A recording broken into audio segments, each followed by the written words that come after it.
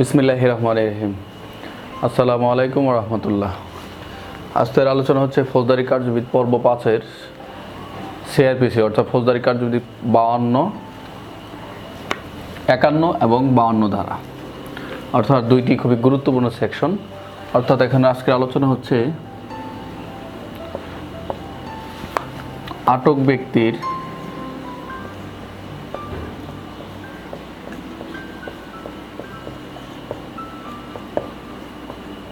দেহ তল্লাশি।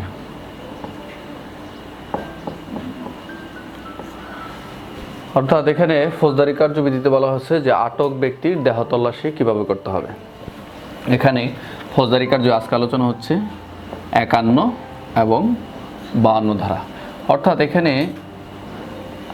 আটক ব্যক্তির দেহ তল্লাশির কথা বলা আছে ফৌজদারি কার্যবিধি। অর্থাৎ এখানে আজকে যে আলোচনা, এক হচ্ছে আটক ব্যক্তির দেহ তল্লাশি, আর দুই হচ্ছে মহিলাদের দেহ তল্লাশি, অর্থাৎ সিআরপিসি কার্যবিধি 51 ধারা, কার্যবিধি 52 ধারা। তাহলে আমরা একটু খেয়াল করি, এখানে আজকের আলোচনা হচ্ছে আটক ব্যক্তির দেহ তল্লাশি, কার্যবিধি 52 হচ্ছে মহিলাদের দেহ তল্লাশি। তাহলে আটক ব্যক্তির দেহ তল্লাশি কেমন করতে হবে, কীভাবে করতে হবে, তাহলে একটু আমরা খেয়াল করি। এখানে ফৌজদারি কার্যবিধির 51 অর্থাৎ আটক ব্যক্তির দেহ তল্লাশি, এখানে ফৌজদারি কার্য 51তে বলা হচ্ছে এই আটক ব্যক্তির দেহ তল্লাশি। তাহলে এখানে কি করতে হবে?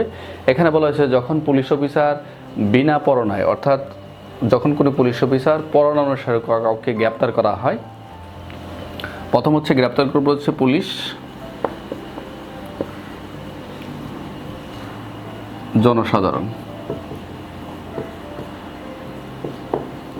অর্থাৎ এখানে ফৌজদারি কার্যবিধি 51 ধারায় বলা হচ্ছে যখন কোনো পুলিশ অফিসার পরোয়ানা অনুসারে কাউকে গ্রেপ্তার করা হয়, যে ক্ষেত্রে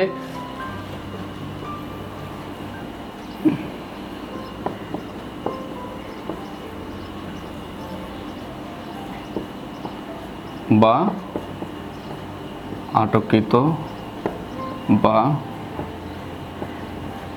গ্রেপ্তারকৃত ব্যক্তি।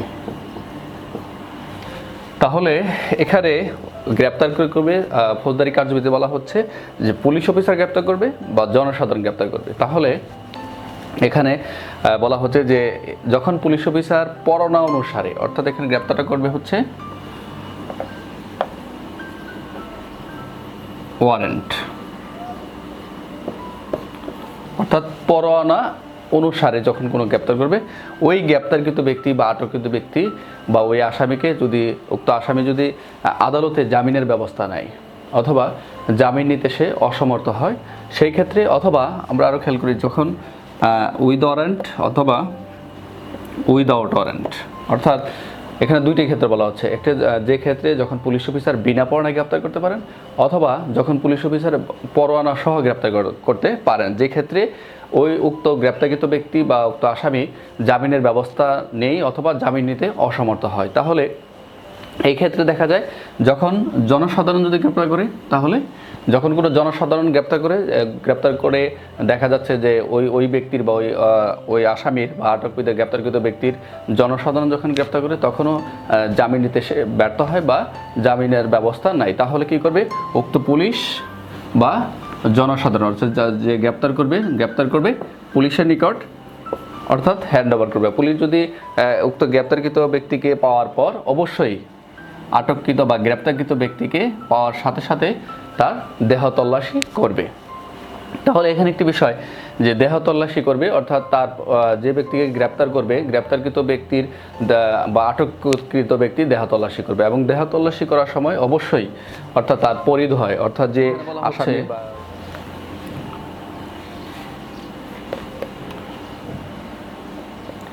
পুলিশের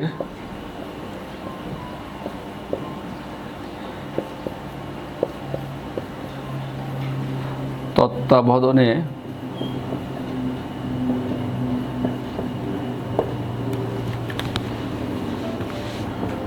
গ্রেপ্তারকৃত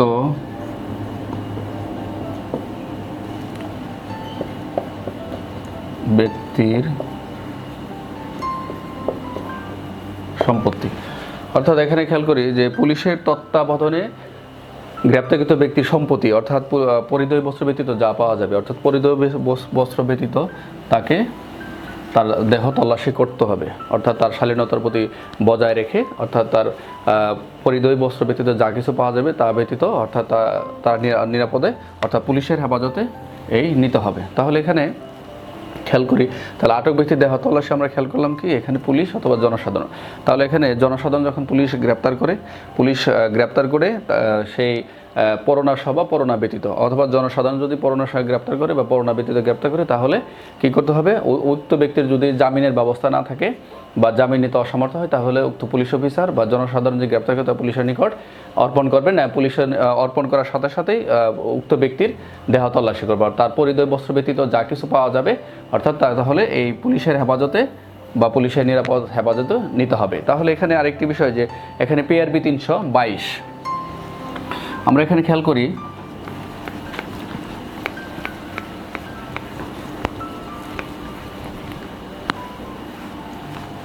এখানে বলা হচ্ছে PRB 322 এখানে বলা হচ্ছে পুলিশের তত্ত্বাবধানে গ্রেপ্তারকৃত ব্যক্তির সম্পত্তি। এখানে পুলিশের তত্ত্বাবধানে, তাহলে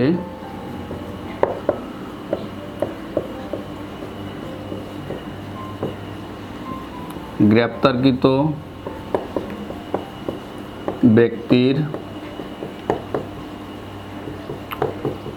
সম্পত্তি অর্থাৎ PRB 322 বলা হচ্ছে। অর্থাৎ এখানে যে আটক ব্যক্তির দেহ তল্লাশির ক্ষেত্রে যে কার্যবিধি 51 সাথে PRB 322 এখানে আটক ব্যক্তি পুলিশের তত্ত্বাবধানে যে সকল সম্পত্তি, গ্রেপ্তারকৃত ব্যক্তির যে সম্পত্তি পাওয়া যাবে, অর্থাৎ বলা হচ্ছে যে ফৌজদারি কার্যবিধির 51 ধারা অনুসারে, অর্থাৎ ফৌজদারি কার্যবিধি আমরা 51 ধারা অনুসারে যে আমরা গ্রেপ্তারটা করলাম, অর্থাৎ গ্রেপ্তারকৃত ব্যক্তির যে সম্পত্তি, অর্থাৎ যে কোনো রসিদ যদি গ্রহণ করি যে পরিধেয় বস্ত্র ব্যতীত যা কিছু পাওয়া যাবে তা আমরা নিরাপদ বা পুলিশ হেফাজতে নেবে।